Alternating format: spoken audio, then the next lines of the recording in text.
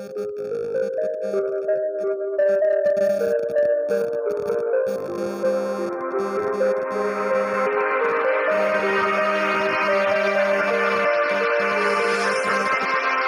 बार की बात है, गौतम बुद्ध मगध राज्य के एक गांव में ठहरे हुए थे।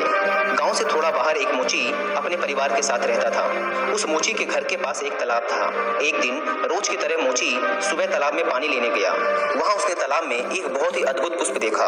वह पुष्प देखने में बहुत ही सुंदर था और चमत्कारिक भी प्रतीत हो रहा था। मोची ने तुरंत ही अपनी पत्नी को बुलाया और वह पुष्प उसे दिखाया। मोची की पत्नी आध्यात्मिक और धर्म में आस्था रखने वाली थी। वह पुष्प को देखते ही समझ गई कि जरूर यहाँ से महान गौतम बुद्ध गुजरे होंगे। उन्हीं के प्रताप से यह पुष्प खिला है। पुष्प को चमत्कारिक मानकर मोची ने एक योजना बनाई। उसने अपनी योजना के बारे में अपनी पत्नी को बताया कि वह इस पुष्प को राजा को देगा और उनसे खूब सारी स्वर्ण मुद्राएं लेगा। उसकी पत्नी ने भी सोचा कि यह पुष्प उनके किसी काम का नहीं है, इसे राजा को ही दे दो, कम से कम कुछ कमाई तो होगी।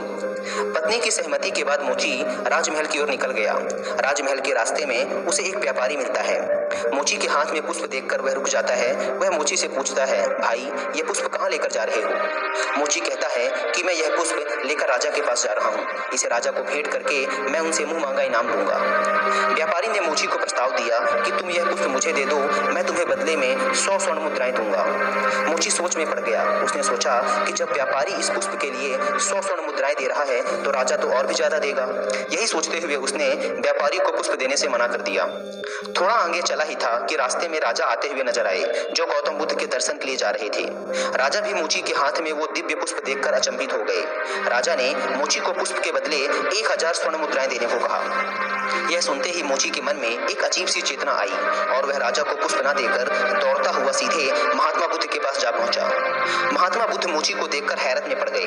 उन्होंने मोची से पूछा तो मोची ने उन्हें सारी बात बताई। इसके बाद मोची ने वह पुष्प महात्मा गौतम बुद्ध के चरणों में अर्पित किया और उनसे कहा कि पहले मेरे मन में पुष्प को देखकर लालच आ गया था, लेकिन अब मैं समझ गया हूँ कि जिसकी छाया पड़ने से एक पुष्प इतना दिव्य हो गया हो, अगर उसकी शरण में मैं चला जाऊं तो मेरा जीवन भी धन्य हो जाएगा। इसके बाद वह मोची जीवन पर्यंत महात्मा बुद्ध का शिष्य बना रहा।